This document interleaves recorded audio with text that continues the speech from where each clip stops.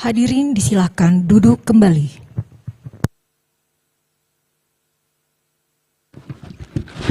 Kita mulai persidangan. Persidangan perkara nomor 1 garis miring PHPU garis titik pres garis lurus 22 Romawi garis miring 2024 dibuka dan persidangan dinyatakan terbuka untuk umum. Selamat pagi. Assalamualaikum warahmatullahi wabarakatuh. Salam sejahtera untuk kita sekalian. Supaya diperkenalkan untuk pemohon yang hadir.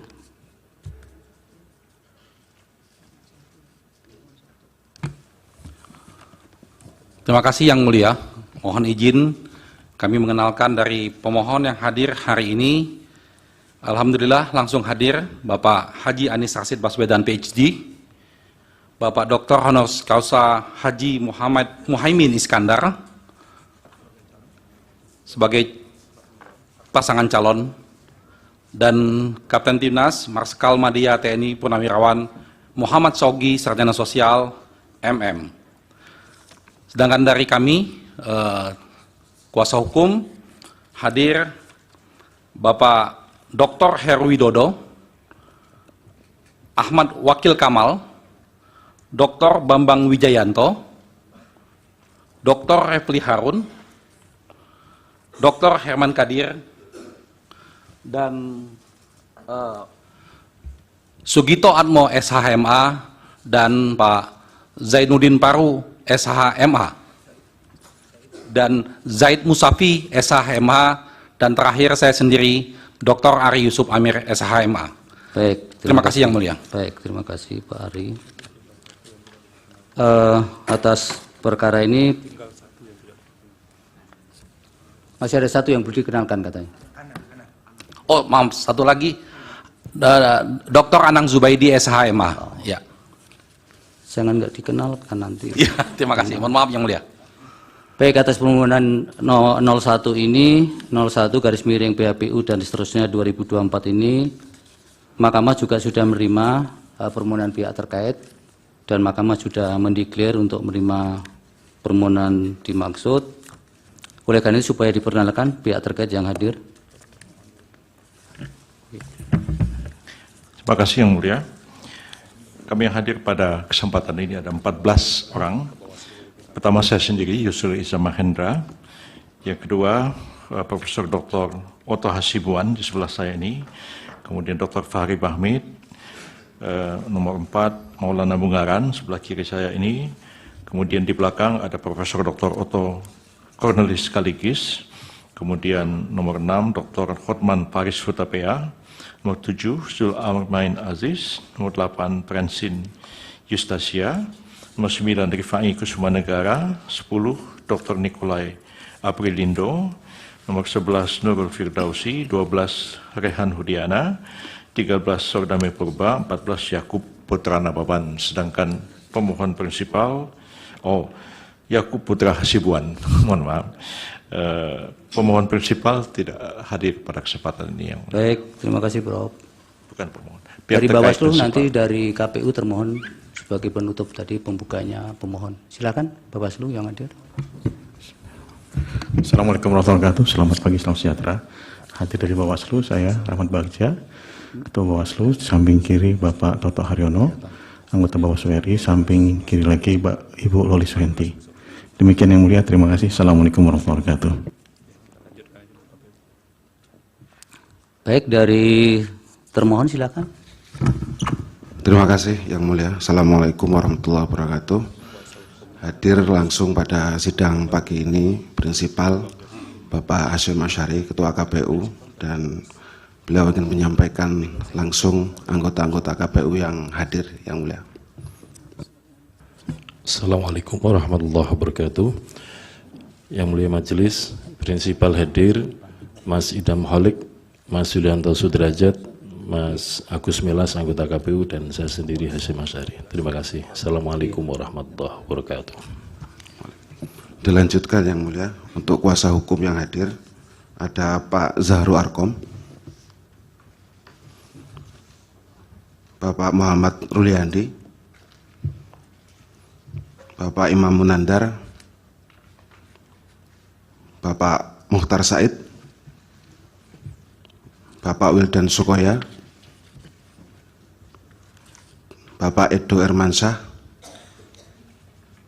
dan saya sendiri Hifdil Alim, Yang Mulia. Terima kasih. Assalamualaikum warahmatullahi wabarakatuh. Waalaikumsalam.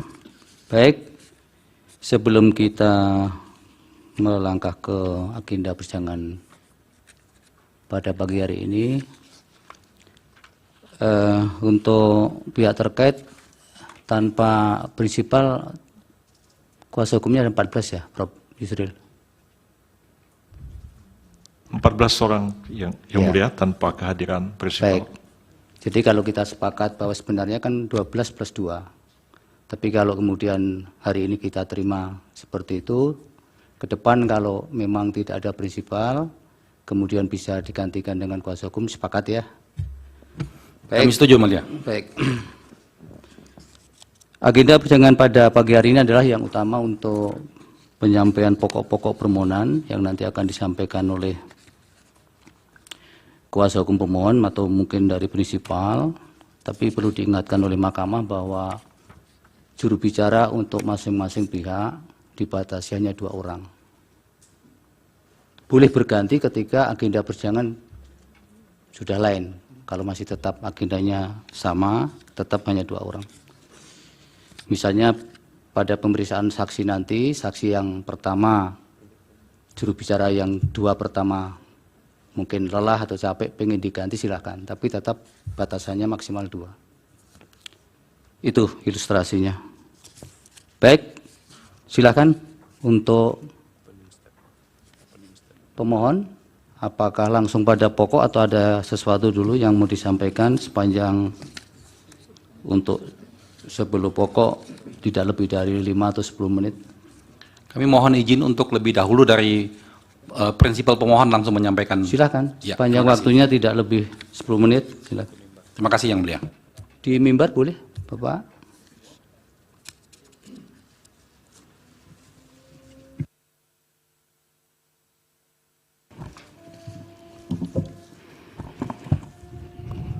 Assalamualaikum warahmatullahi wabarakatuh.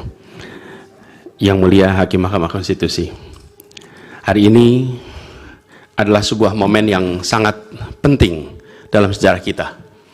Kami berdiri dengan penuh rasa hormat di depan Mahkamah Konstitusi untuk menyampaikan sebuah situasi yang mendesak dan kritis, serta memerlukan pertimbangan mendalam dan keputusan yang bijaksana. Bangsa dan negara kita ini sedang berada di dalam titik krusial, sebuah persimpangan yang akan menentukan arah masa depan kita. Apakah kita akan melanjutkan perjalanan kita menuju kedewasaan sebagai sebuah negara demokrasi yang matang, ataukah kita akan membiarkan diri tergelincir kembali ke bayang-bayang era sebelum reformasi yang justru kita hendak jauhi? Kita dihadapkan pada pertanyaan-pertanyaan fundamental yang menentukan apakah Republik Indonesia yang kita cintai ini akan menjadi negara yang menghargai dan memperjuangkan konstitusi sebagai pilar tertinggi demokrasi kita atau rule of law. Apakah kita akan mereduksi konstitusi menjadi sekedar alat untuk pelanggengan kekuasaan tanpa pengawasan, rule by law? Kita harus memutuskan apakah kita akan menjadi negara yang mengakui dan menghormati hak setiap individu untuk menentukan pikiran dan menyuarakan pilihannya secara bebas dan independen yang merupakan esensi dari demokrasi, atau kita justru berpaling dari prinsip tersebut dan memilih di mana suara oligarki diberi prevalensi, mengesampingkan kesejahteraan umum dan mengabaikan kepentingan nasional yang lebih luas. Ini adalah saat di mana kita harus menentukan komitmen kita terhadap nilai-nilai demokrasi, kedaulatan hukum, hak asasi manusia. Ini adalah waktu untuk menunjukkan bahwa Indonesia adalah bangsa yang besar. Bangsa yang besar bukan hanya dalam aspek wilayah, bukan hanya aspek populasi, bukan hanya aspek angka-angka ekonomi, tapi juga bangsa yang besar karena kebijaksanaannya, karena keberaniannya, karena integritasnya di dalam menegakkan demokrasi dan konstitusi. Yang Mulia Hakim Mahkamah Konstitusi, sejak zaman pra-kemerdekaan, bangsa dan negara kita telah menapaki berbagai persimpangan krusial yang menentukan arah dan nasib bangsa Indonesia. Tidak semua keputusan-keputusan yang dibuat adalah keputusan yang tepat. Sebagian adalah keputusan yang tidak tepat. Dan itu dicatat di dalam sejarah kita. Semua yang terlibat dicatat sebagai bagian dari perjalanan sejarah Indonesia. Karena itu, saat yang berharga ini, kita juga dihadapkan pada kenyataan yang sama. Peristiwa yang sedang berlangsung hari-hari ini akan menjadi bagian dari catatan sejarah perjalanan Republik kita, sebagaimana perjuangan kita sejak pra-kemerdekaan. Ini adalah saatnya bagi kita di persimpangan yang kritis ini untuk mengambil pelajaran dari sejarah, berdiri dengan keberanian moral dan intelektual untuk menentukan masa depan kita dengan keputusan yang akan memperkuat pondasi demokrasi, memperkuat pondasi keadilan di dalam negara kita. Yang mulia Hakim Mahkamah Konstitusi, kita telah menyaksikan berjalannya satu babak penting dalam demokrasi kita bulan lalu, yaitu proses pemilihan umum yang angka suaranya telah diumumkan secara resmi oleh Komisi Pemilihan Umum. Tapi perlu kami garis bawahi dan kita semua sadari bahwa angka suara tak mutlak menentukan kualitas dari demokrasi. Tak otomatis mencerminkan kualitas secara keseluruhan. Setiap tahapan proses pemilihan, mulai dari persiapan awal hingga pengumuman, haruslah konsisten dengan prinsip-prinsip kebebasan, kejujuran, keadilan. Dan prinsip-prinsip ini bukan formalitas, ini bukan sekedar ada di teks, tapi ini pondasi esensial yang harus dijaga untuk membangun dan memelihara sistem demokrasi yang sehat, yang stabil, dan yang berkelanjutan. Pemilihan umum yang bebas, jujur, adil adalah pilar yang memberi legitimasi kuat pada pemerintahan yang terpilih, yang bisa membawa kepercayaan publik serta memperkuat pondasi institusi pemerintahan. Tanpa itu, legitimasi, kredibilitas dari pemerintah yang terpilih akan diragukan. Lebih jauh lagi, pemilihan yang dijalankan secara bebas, secara jujur dan adil adalah sesungguhnya pengakuan atas hak dasar setiap warga negara dalam menentukan arah dan masa depan negara mereka sendiri. Ini adalah wujud tertinggi dari kedaulatan rakyat, di mana setiap suara dapat disampaikan dan dihitung tanpa tekanan, tanpa ancaman, tanpa iming-iming imbalan. Pertanyaannya, apakah Pilpres 2024 kemarin telah dijalankan secara bebas, jujur, dan adil? Izinkan kami menyampaikan jawabnya, tidak. Yang terjadilah sebaliknya. Dan ini terpampang secara nyata di hadapan kita semua. Kita menyaksikan dengan keprihatinan mendalam serangkaian penyimpangan yang telah mencoreng integritas proses demokrasi kita.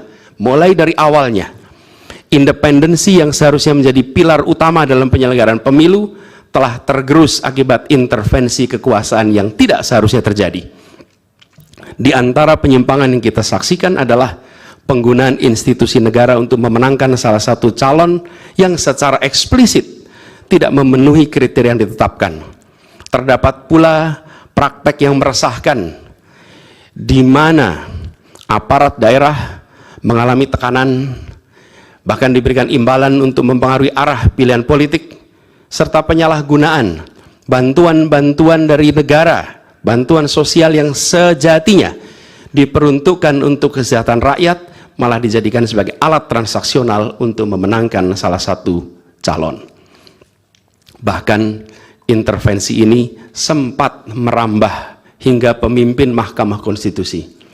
Ketika pemimpin Mahkamah Konstitusi yang seharusnya berperan sebagai jenderal benteng pertahanan terakhir menegakkan prinsip-prinsip demokrasi terancam oleh intervensi, maka pondasi negara kita, pondasi demokrasi kita berada dalam bahaya yang nyata. Lebih jauh lagi, skala penyimpangan ini tidak pernah kita lihat sebelumnya, yang mulia.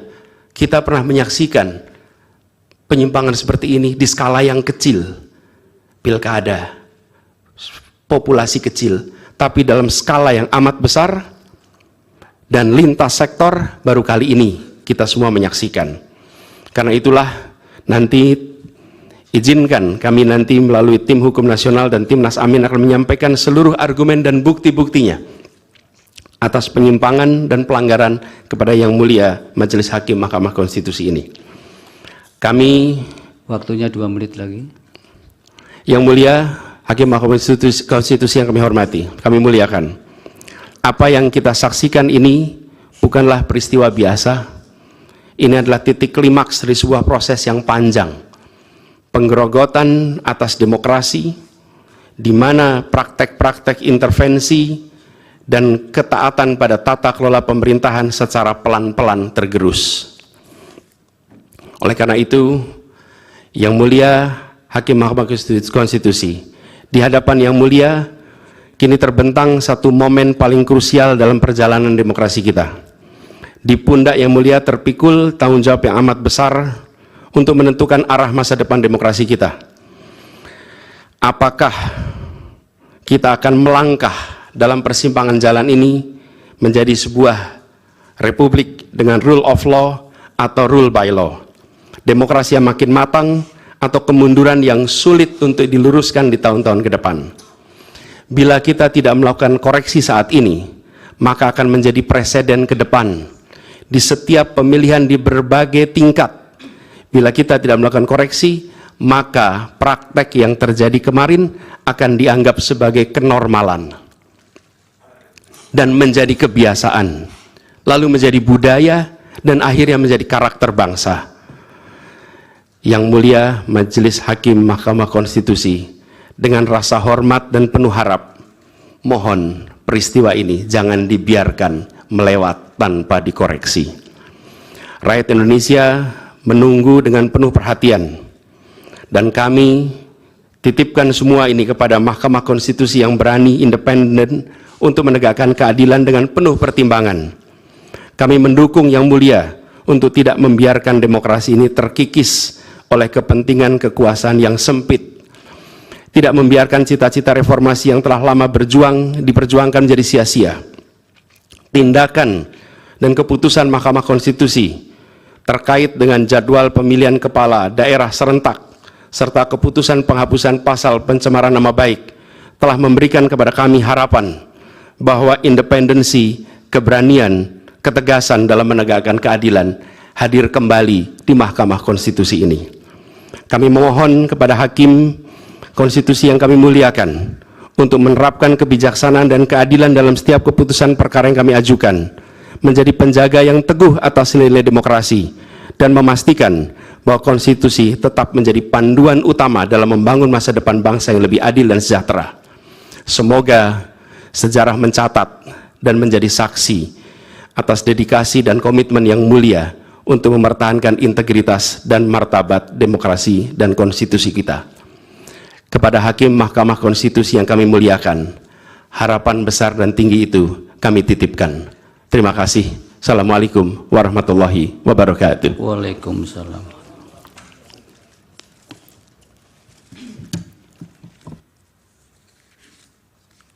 Assalamualaikum warahmatullahi wabarakatuh. Kita jumpa kembali sahabat BN.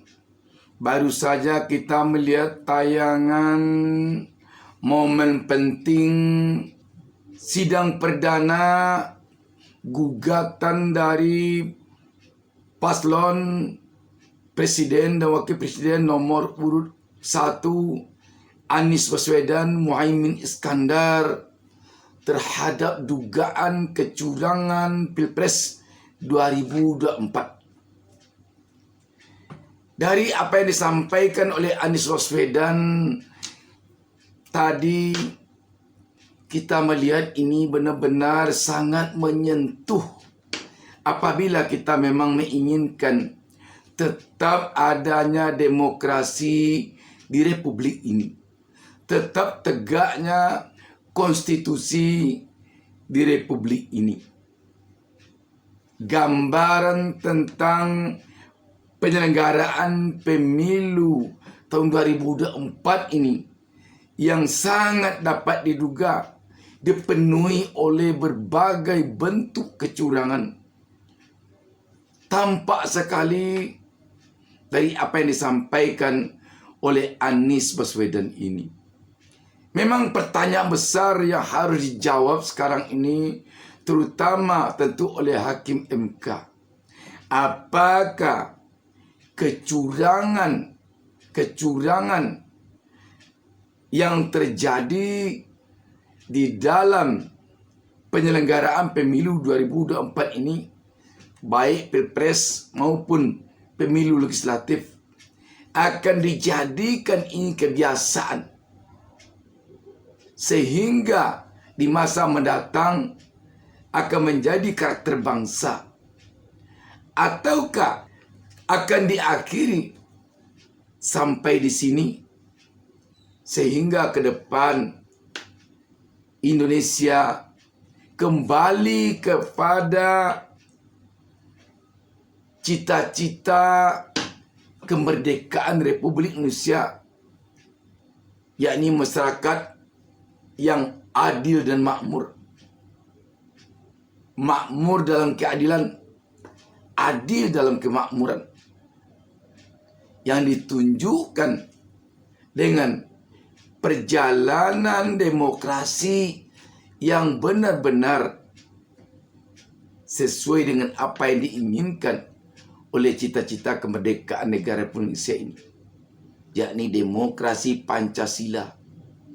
Demokrasi yang sejalan dengan sila-sila dalam Pancasila, mulai dari sila pertama, demokrasi yang berketuhanan yang Maha Esa, demokrasi yang berkemanusiaan, demokrasi yang berpersatuan, demokrasi yang berkerakyatan, dan demokrasi yang berkeadilan. Kalaulah demokrasi ini dipenuhi oleh ketidakjujuran, dipenuhi oleh politik dinasti atau politik kepentingan keluarga, dipenuhi oleh kecurangan, apalagi kalau kecurangan itu dilakukan oleh pemegang kekuasaan, sudah barang tentu demokrasi Indonesia akan lenyap. Kalaupun ada demokrasinya, hanyalah demokrasi yang jauh dari Pancasila, demokrasi yang tidak berketuhanan, demokrasi yang tidak berperi kemanusiaan, demokrasi yang tidak berpersatuan, demokrasi yang tidak memberikan kedaulatan kepada rakyat, dan demokrasi yang tidak ada keadilan sama sekali. Sahabat BN, sekali lagi, apabila kita renungkan yang disampaikan oleh Capres Anies Baswedan ini, agaknya mulai dari pendekar-pendekar hukum yang Profesor Dr. SH.MH sampai kepada rakyat biasa seperti kita-kita ini, sampai kepada rakyat biasa yang sehari-hari mungkin kerjanya di sawah, di ladang, ditumpukan sampah sebagai pengais sampah, maupun di mana saja, tentu akan menginginkan demokrasi yang benar-benar sesuai dengan cita-cita kemerdekaan Republik Indonesia. Demokrasi yang benar-benar berdasarkan Pancasila. Tetapi kalau hanya mementingkan bagaimana agar memenangkan pemilihan dengan cara apapun, dengan cara halal ataupun haram, dengan cara menaati hukum ataukah melanggar hukum, dengan cara jujur ataukah dengan cara menipu? Tentu saja kita tidak bisa bicara banyak. Kalau hanya mementingkan bagaimana agar menang di dalam pemilihan, maka pendekar-pendekar hukum di sini hanya akan menjadi pembela yang memberi kuasa kepadanya, bukan menjadi penasehat hukum yang memberikan nasihat kepada yang memberi kuasa kepadanya, bahwa hukum yang benar adalah ini, hukum yang keliru adalah ini. Kalau ini yang dilakukan berlawanan dengan konstitusi, berlawanan dengan demokrasi, kalau ini yang dilakukan sesuai dengan konstitusi, sesuai dengan demokrasi, sahabat BN, kita tentu berharap sebagai rakyat biasa, para pendekar hukum yang ada di Mahkamah Konstitusi ini benar-benar hendaknya menjadi penasihat hukum terhadap yang memberi kuasa kepadanya, bukan menjadi pembela semata bagi yang memberi kuasa kepadanya. Kalau hanya mendahulukan kepentingan yang penting menang, tentu saja sudah jelas yang akan kalah dalam persidangan ini. Jelas yang bermohon. Kenapa dikatakan demikian? Dari segi kelompok saja sudah jelas yang paling lemah kekuatannya di sini adalah kekuatan yang mengajukan permohonan, yakni kekuatan 01. Sebab 01 hanya satu kekuatan, sedangkan 02 memiliki setidaknya 3 kekuatan. Kekuatan pertama adalah KPU. Sebagai termohon, KPU sudah barang tentu berpihak kepada 02 karena yang mengumumkan bahwa kemenangan berada pada 02 adalah KPU. Dan KPU jelas akan berusaha mati-matian untuk membela keputusan yang telah diumumkannya ini. Yang kedua, kekuatan dari 02 sendiri yang menampilkan pengacaranya yang hebat-hebat. Yang ketiga, Bawaslu. Berarti sekarang persidangan di Mahkamah Konstitusi ini 3 lawan 1. Apalagi jika hakim telah berpihak pula seperti keberpihakan hakim di saat memutuskan putusan MK nomor 90 yang heboh dulu.